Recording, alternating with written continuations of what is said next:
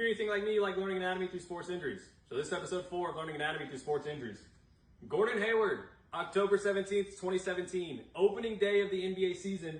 Boston Celtics versus Cleveland Cavaliers. It is Gordon's first game with the Celtics. Kyrie throws a lob.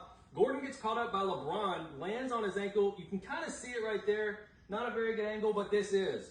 And that is not good. You do not want your ankle to be facing that far away from your body. And this big old knot. That's not good. Gordon's in pain. Players are all over the place. This is actually the birth of the Kyrie meme that you've probably seen all over the place. This is what happened. This is a really good picture. He fell all the way onto that ankle, all of his body weight. Excessive external rotation and eversion. Now, external rotation normally happens at the tibia. Eversion is at the ankle. Basically, the bottom of your foot is facing away from your body. So when he falls on the bottom of that foot and goes all the way down on that ankle, it can't stand that. So it pops off of the joint, and the tibia pops off of the talus, which has caused the dislocation. So he had a tibia fracture. The fibula was actually spared here. There was no fracture there.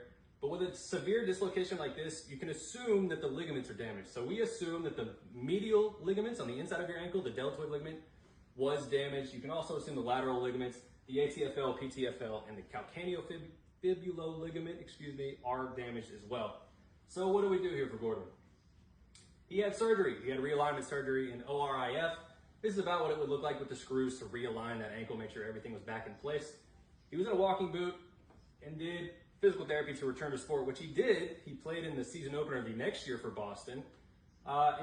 He was never his full potential that he was when he was with Utah, but he played with Boston until 2020 and then signed with the Hornets and ended up getting traded to the Thunder in 2024, where he eventually retired. So that's Gordon Hayward.